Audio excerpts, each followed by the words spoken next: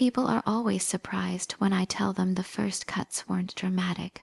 The betrayal I survived came from 1,000 small omissions, polite lies, and invisible thorns concealed in smiles. It did not explode like a movie. It accumulated a slow erosion until the thing I called my life had become a fossil of someone else's making. My name is Selene Hart. I was 29 when they began taking pieces of me. I was a strategist at Holloway and Crest, a boutique agency with a gilded reputation and executives who loved the idea of themselves more than the work. I loved work. Work was honest. Work required skill, proof, and late nights someone else could not buy off. I thought that making good work would be proof of me. I was wrong. Elena Crane was brilliant at being ruthless softly. She could compliment your concept in a meeting, and then, with the same voice, step into a boardroom later and call it collaborative when handing credit to someone else. She never called herself a thief. She called herself opportunistic.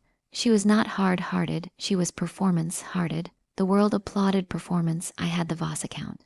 I had built it from the ground, months of research, interviews with users, prototypes that I tested until the metrics sang. I made a content ecosystem that fit the brand like a glove. I wrote social architecture, made audience trees, rattled the right phrases into forms markets wanted. In the final week, I presented a deck at 2 a.m., polishing a slide that showed how Voss could redefine category leadership in 18 months. I left the deck on my desk. I left hope in the file. By Monday morning, Elena had presented the campaign as her vision to the board. She'd used nicer language. Her slides had sharper typography. My arrows were hers. My narrative became a lipsticked echo. The board clapped for her. She called the press. They called her a rising star. They sent a case study to the website with her bio at the top. I received an email. Great job supporting Elena. That was the small, cruel thing. You are present while someone else takes your shape and the world sees only them. There are two responses to that moment, an immediate noisy anger and a quieter, more dangerous calculation. I tried the first. I confronted her in the stairwell. She laughed a quick, practiced sound and then gave me a seat of consolation that was actually patronage. Selene, you know I adore your work. Let's fix the attribution in the next release. She insisted I be reasonable. The board was proud of unity. My voice in those rooms looked like a tremor. I left and told myself I would not burn down theaters. I would learn how to change the script. Betrayal tasted different as it repeated. Co-workers who used to smile at me became small mirrors for Elena's light. A senior who once mentored me stopped returning my messages. The client call that should have been my stage became a polite cue, and in which Elena led the vision.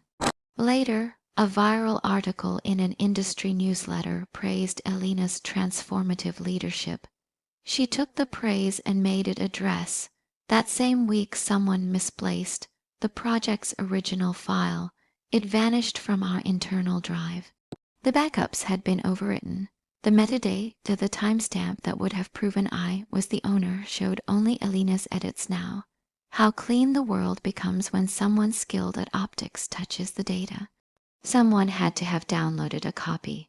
Someone had to have known where it lived. It was the same small network, a meeting room, a familiar coffee run, a password left on a sticky note.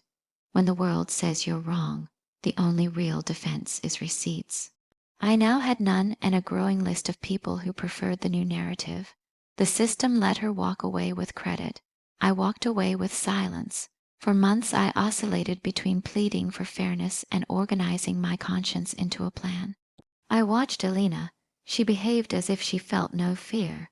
She drank certain wines with certain investors and knew their pre-existing resentments. She never left a message unsmiled. She believed in control of resources, of the frame, of who gets to be visible. She would not be touched by a single headline because she had already insulated herself with friends at the right outlets. Old rules are easy to forget. If you want to be seen, you must produce something the world cannot ignore. But now produce meant covering for the theft of your own voice. I moved into a different kind of labor. I studied how credit traveled in corporate ecosystems. I learned what metadata looked like, how to reconstruct timelines, how to keep copies, how human witnesses can be coaxed gently by the truth. I read cases about contested work, suit precedents, and how reputational capital circulates. At night, I took notes. I bought a cheap locked drive and learned how to encrypt. I copied everything I had left into a private folder, redundant and boring and painfully correct. Where I once had been proud of creative flourishes, I sharpened my processes, receipts, dated drafts, emails with time stamps. I taught myself to archive my life with the kind of boring accuracy that prevents people from lying. And then I learned to be patient. Revenge, the kind that corrodes someone from the inside, is not a public spectacle. It is a long process of aligning documents, relationships, and timing. You need witnesses. You need the person's enemies to be the right kind of gullible, their allies to be the right kind of brittle, and their hubris to be their downfall. Alina had all of those. Her hubris would become her medium. I did the work in shadows. I smiled when she praised me in meetings. I took the files she trusted me with and used them to build a map client relationships, shell entities, payment rails. Holloway and Crest was a constellation with Alina at the center. She also had 3 patterns: quick escalations, an addiction to credit, and a paranoid streak that made her hide things in secondary accounts. If you know where someone hides, you own leverage. I tested a simple thing, rumor. It is astonishing what a whisper can do. I casually mentioned the discrepancies I'd seen. In a meeting to a kind junior in marketing, she had a friend at an industry blog. Seed planted. Then I left the room, looked down at the spreadsheet, and made sure my seeds were credible enough that when someone dug, they would find a thin line to follow. They followed it as people always do. Curiosity turned into questions at the next town hall, and the town hall gave way to an audit request. When audits ask for proof, they ask for hard things: timestamps, contracts, account names. I had started building those without being obvious, archiving drafts and getting third-party confirmations about meetings years earlier. You'd be surprised at how many people remember details when questioned in the right way. Memory is brittle, but it exists. My memory was now testimony. The first administrative meeting that mentioned Alina's name and finance in the same breath felt like a small victory, not yet triumph. The board hates spectacle. They hate chaos more. They opened an internal inquiry quietly. Alina turned tight and diplomatic. She smiled and redoubled her public charm.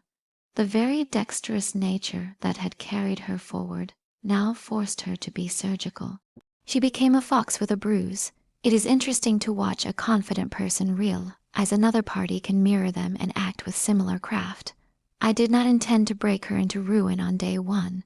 That would have been childish spectacle. What I wanted was for the universe to correct the ledger. The credit that left my pockets should return. The people who had cheered for the wrong person should feel their error. Justice in business is boring. Corrections to client attributions, revisions to case studies, recirculation of leads, and, when necessary, litigation. I would arrange the world so that the credit worthiness once stolen would come back to me. What I did next was human and unromantic. I cultivated a relationship with one of the firm's vendors, a quiet woman who did auditing for smaller clients and had a grudge against Alina's tightrope acts. She loved data, but she hated chicanery more. We had tea. I gave her without theatrics a pattern: dates, times, partial receipts. I did not give conclusions. She looked into it and reported anomalies. Anomalies beg stories. Stories beg checks. When the first letter went into the board chair's inbox, a simple list of inconsistencies they moved. They could not afford a scandal, but if a scandal was being hinted at, it would be dealt with. The inquiry that began as small became institutional. Now that I had an audit booted, I took another step. I began to create pressure outside the firm. Elena had people who liked her in the press. I found neutral journalists who loved getting to the bottom of things and gave them a breadcrumb list with corroborating evidence. I wrote nothing inflammatory. I attached documents. Journalists, being human, smelled the fruit. A small piece appeared, questions about author credit at Holloway and Crest. It was polite and professional, a careful nudge rather than a howl. The firm's PR team, previously Elena's cushion, now had to respond, and each required response burrowed more light into the situation.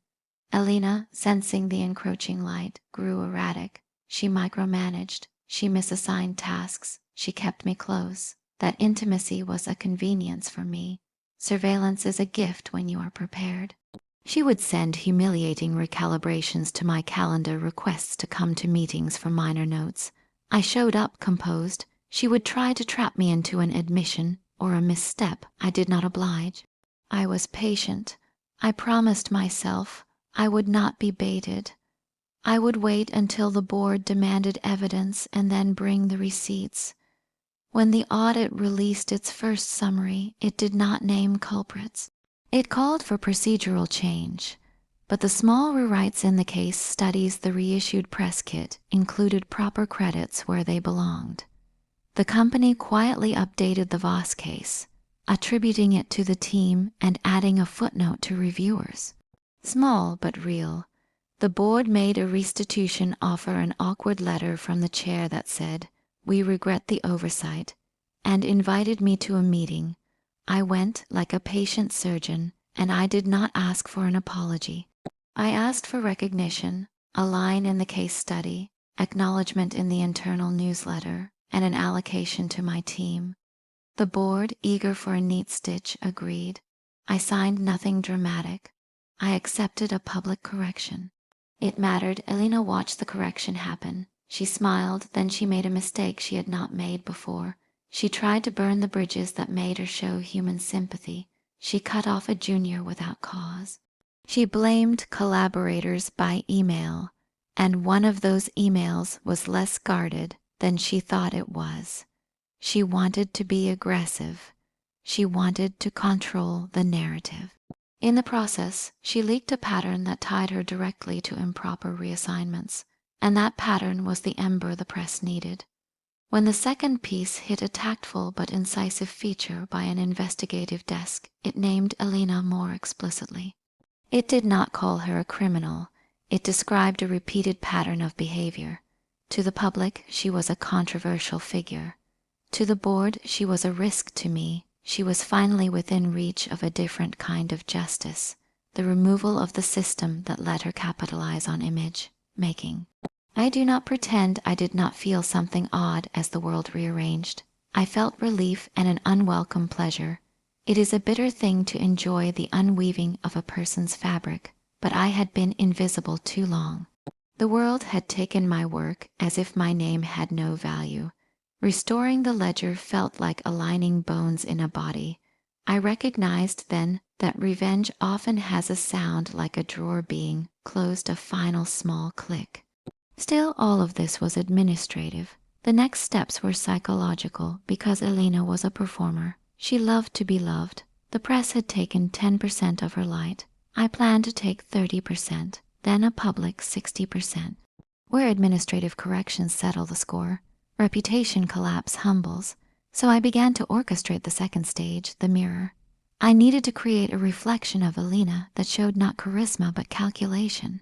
I wrote personas into emails, seeded rival influencers with leaked but true stories of her favoritism, and of a contract she had signed that benefited a small consultancy she had personal ties with. I made sure that when a popular podcast host spoke the word Elena Crane, the host mentioned a pattern of self-serving behavior. Social media thrives on tidy narratives. I gave them one. Finally, I authorized a quiet conversation with a journalist about an unrelated but awkward payment chain that connected Elena to a non-profit with questionable books. It was the right time. The board had already restricted her. The market had cooled a little, and trust erodes quickly when called out in the right cadence. The story broke. Alina's letters to the board became frantic. She stopped hiding her panic. She sought a defense in the form of a lawsuit, but the legal dancers had been reading the same documents I had long collected. Her lawsuits looked like the aggression of someone with nothing left to lose. I did not celebrate her ruin. I had no joy in her sleepless nights. What I felt was a radical alignment of truth and consequence. I had not wanted her to lose a career as much as I wanted the world to stop rewarding the wrong person. The system had a limit to how much it could tolerate selfishness masked by shine. The limit now had a name. Alina had to face a board that preferred modest competence to toxic brilliance. In the months that followed, she left Holloway and Crest. She became a vivid case study on why boards must check power. My name reappeared alongside my Voss work. Clients reached me. My voice, once silenced, earned interviews. People asked how I'd kept my grace. They did not ask, or perhaps were afraid to, what I had done in the trenches to make that grace visible again. I will tell you, grace is a slow construction. It requires evidence, courage, and the willingness to wait while the system takes you seriously. Part 1 ends where someone's life opens again, small recognition, a corrected byline, a board's nod. It is not the full victory. It is the opening of a door. I stood on the other side, the same woman who had been slighted, but with different hands. I had become a person who knew how to take the texture of a lie and make it real. When you read headlines about quick comebacks, know there is a ledger behind them. That is my ledger. What we often call revenge is a series of contracts the world forgot to enforce. Once the public ledger was corrected, I did not stop. That would have been mercy. Mercy is a luxury for those not wronged. I left Holloway and Crest and made a quiet plan to build practices that could protect other creative people, not out of charity, but because the world needed scaffolding for truth. I began consulting with law clinics, offering lectures on provenance. But this story is not only about institutions. It is about people who take advantage of trust as if it were a currency they minted. After Alina, my appetite shifted. I had tasted a method: gather proof, leverage relationships, let institutions do the procedural work, and watch the collective opinion do the rest. The method could be applied elsewhere. There were other small predators in cities with big lights, men and women, who traded on charm and ate the talented. I could become the ambulance that carried their victims into daylight, or I could become the scalpel that excised the rot.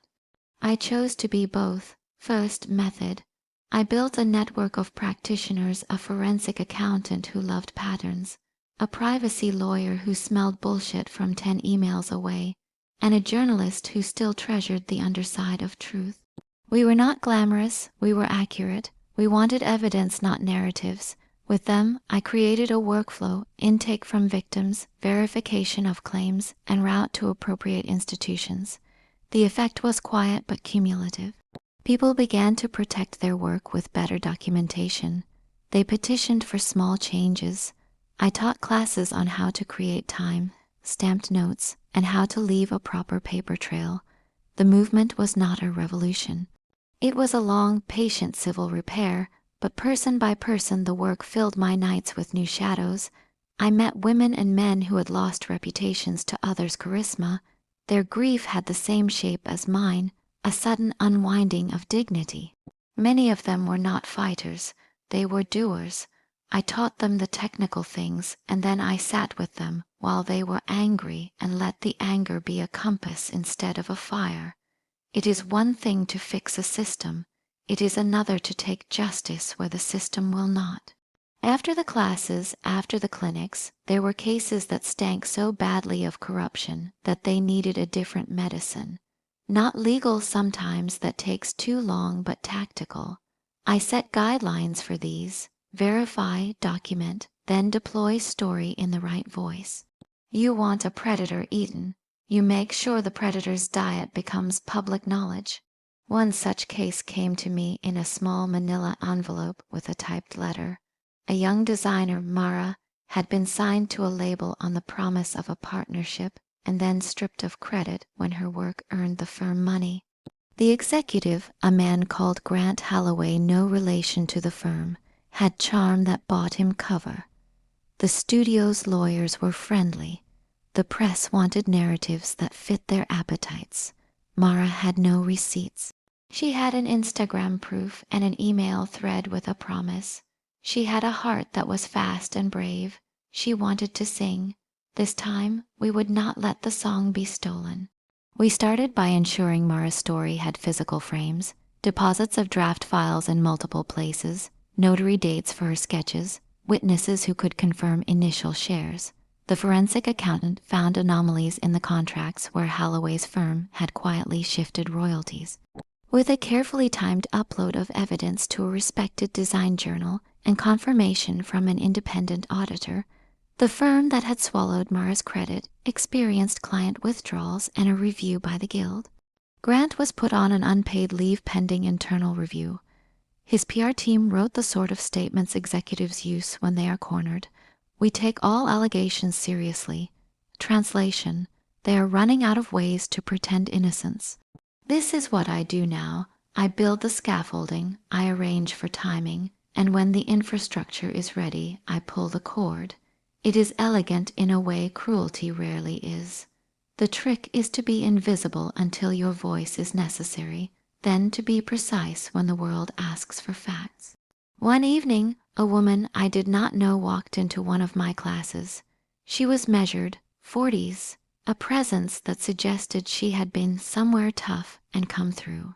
She told me offhand that she had been watching my methods for months, and that she had a situation involving a man called Rowan Pierce, a philanthropist with a face for camera funnels. He had co-opted a women's shelter, superintendented funding, and quietly funneled contracts to companies he owned. He was beloved in the morning shows. He loved being praised for his auctions. The irony was rich. He used warmth as an umbrella for his interests. I thought of bar stories, of men who use virtue as marketing. We prepared slow and careful. The journalist we trusted wrote a feature about the mechanics of philanthropic capture. The auditor found money routed to shell vendors in places we had expected. The morning programs began to ask about how non-profits clear their audits. Rowan's gala saw fewer attendees. His board asked questions. The difference between someone admired and someone questioned is 10 editorial syllables. We taught editors those syllables carefully. Every time one of these predators fell, I did not feel triumphant. I felt exhausted and oddly sad. There is always a human cost in exposure.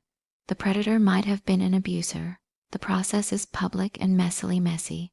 But I kept thinking of Mara's sketches, of the designs the world rightly wanted to see bearing their maker's name. That made the exposure feel righteous. At some point, the pattern became obvious. Frauds who relied on charisma and ridicule of process could be undone by documents, by time stamps, and by circuits of verification. When systems are weak, the charismatic thrive. The solution is to make the system sturdier. That's what I wanted to make happen at scale. I advised startups to require signed attachments in their creative intake forms. I helped universities teach provenance. I spoke at conferences in rooms with too much coffee and good lights, telling people boring truths about receipts, but the personal still tugged. The work that started as a ledger for myself became a vocation. It felt correct, like a repair you perform with steady, careful stitches. I helped people restore their work. I taught them how to whisper without being swallowed, and yet that whisper returns to my own ear one night in an anonymous email with a single sentence: "You are becoming them." I opened the message again and again. It was unsigned, the sentence scratched at the quiet corner of my mind. Had I morphed into the same kind of person I had fought? Did my wars make my mirror reflect their angles? It was a necessary question. I shut the laptop and walked to the window. The city had a low, industrial glow. I could have stopped. I could have folded into the simple life of a consultant with a modest income, a steady calendar, and evenings of cooking. Instead, I answered the question by continuing to be surgical about the work I did, but I added a rule. The architecture should protect the vulnerable rather than gratify me. That tempered the method and kept my mirror from becoming unrecognizable. But there would be one last case, the one I knew would be harder than the rest. The one that would test whether the person who had fought predator culture could remain different when she had the chance to ruin a man who had everything to lose. That man was Grant Archer, a venture partner, who had pioneered a swift and casual way of dispossessing middle managers of their ideas. He had become wealthy on a pattern of subtly draining credit and reassigning the gains. He had no direct crimes to indict in courts, but he had a nest of behaviors that together created a structure of theft. People burned by him sometimes left the city.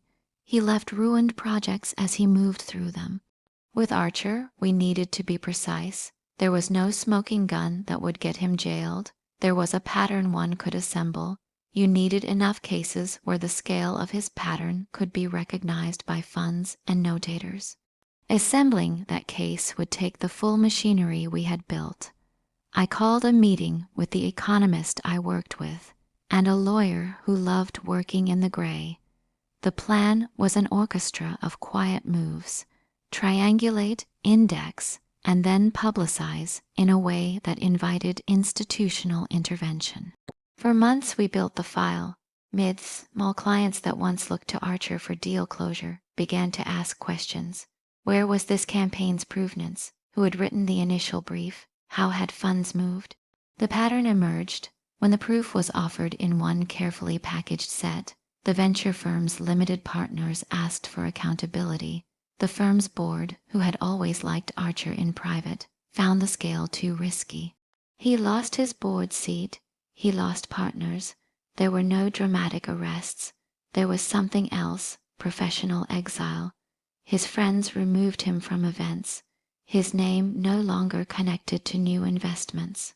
The currency of his fame evaporated because the circuits that had produced markets for him closed. That felt almost like art, not because cruelty thrills me, but because a system that rewards theft was being corrected.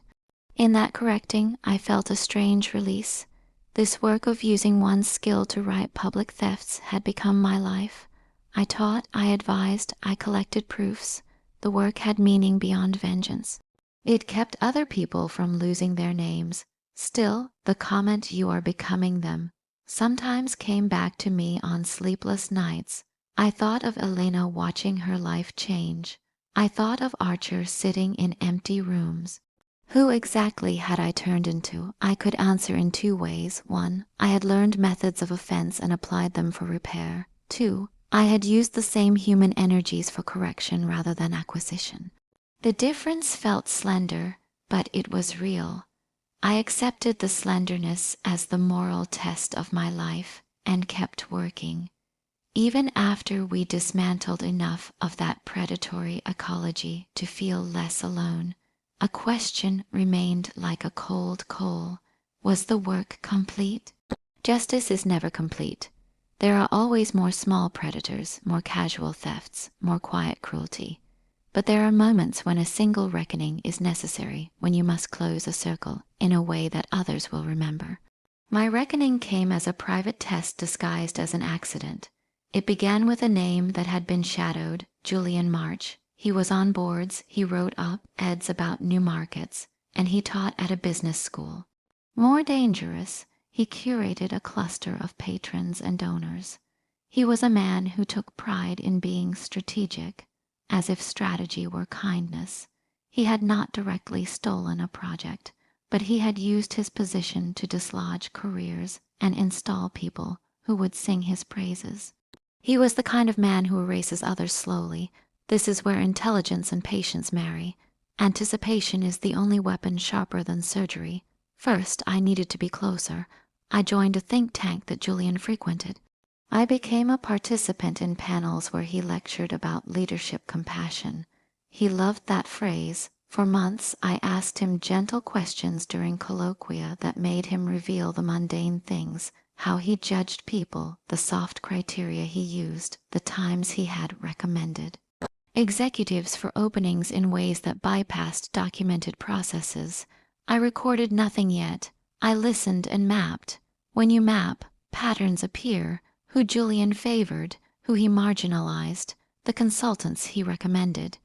Behind every recommendation there were small transactions like favors for mentions, a missed memo here, an informal "we'll handle this internally" there. The pattern was not criminal in a legal sense, but it had the effect of erasing. Erasure is harm. As the map formed, I reached out to a cluster of people Julian had affected. Some were bitter, some were quiet. A couple had left their industries entirely. Together, we built narratives not for spectacle, but for corroboration. We gathered emails, notes from meetings, and testimonies about ephemeral promises that had been made in his name and never kept. You cannot bring down a public intellectual on whispers. You can erode him with the weight of consistent witness. I took the dossier to an academic journal that specialized in organizational ethics. They cannot publish allegations, but they can commission analyses. A commissioned piece that explored patronage networks in corporate philanthropy was the perfect lens. The researchers, curious about the pattern, published an analysis that mapped Julian's network and exposed how influence had shadowed merit in certain grant cycles. That paper did not say Julian stole money. It said that he had engineered an ecosystem where reputation trumped evidence. The difference in phrasing is important. The paper invited institutional scrutiny rather than a lynch mob. The board of the university Julian advised called a private review. The donors asked for transparency. The institutional corrective looked calm and rational. Suddenly, Julian's emails were subject to freedom of information requests or institutional audits. His charisma had provided a cloak. The cloak was now thin. One afternoon, he called me, his voice composed. "Selene, I think you might be the person who asked me an awkward question last month." He sounded irritated rather than fearful. I told him I was a networker interested in his field. He invited me to lunch. He wanted to mentally test me. He always loved mental test games. He thought he was a professor. He thought conversation was a pet. At that lunch, I watched him carefully. He enjoyed the sound of his own voice. He waxed about mutualism and the importance of soft guidance. I asked him simple questions about the editing process of grant nominations. His answers were revealing: informal notes, personal gut. He preferred gut over formal evaluation. We politely disagreed. He left confident he had made a mark on me. Then I gave the dossier to 3 independent researchers and asked them to double-check for institutional inconsistencies. They found what we needed: a chain of favors that ended with people who owed reputations to him rather than vice versa. That looked like influence buying. We collaborated with a nonprofit watchdog to publish an op-ed asking for reform in donation governance. The op-ed was not about Julian alone. It was about a culture. In the resulting storm, the university agreed to change the evaluation process. Julian was asked to step down from advisorships pending review. His networks dimmed. These public institutional corrections were hard-won. They required patience, influence, and accurate narratives. They also required me to be less theatrical. I had learned that spectacle is satisfying but rarely durable. The durable remedy is a draft that corrects process so future predators find fewer shadows to hide in. One evening, after Julian's resignation was reported, I received a letter. It was from a woman I had helped years earlier, the designer Mara, now running her own studio. She wrote, "Your work gave me my name back." The sentence landed like a bomb. For a long time, the weight of strategy had been heavy. Few thanked the repairers who quietly returned a name. I stood then in a different city, looking out at a skyline with cleaner lights, and thought about everything that had been lit and unlit in the years since Elena. The world can correct, slowly, when skilled people point it toward fact. That, I decided, is the only healthy revenge, to stop the mechanism so others do not suffer. And yet the phrase "you are becoming them" echoed. Had I been dangerous? Had I been too clever? The answer is complicated. Yes, I used cleverness to do harm when harm was deserved. But I try to direct that harm to structures and not to people's souls. I wanted to safeguard, not to revel. There is always a last test. Mine came as a quiet phone call one November night. A muted voice told me, "You can't walk away." He said it as if warning. I knew then some people would never forgive what I had done because their comfort depended on the ability to deny inconvenient truths. The test is not whether they forgive or not. The test is whether the patterns we change stick. I do work that makes conservatives uncomfortable because I expose the rent they collect from other people's labor. I also do work that makes victims feel safer.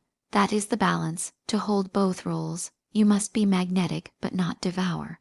You must teach others to be architects rather than predators. Years pass. I do not believe in final vengeance as a festival. The rightness of a system is not satisfied by a single ruin. It is satisfied when your ledger ends up balanced over time and people learn to account for each other. The world I built with my methods is fragile, but it is better than what preceded it.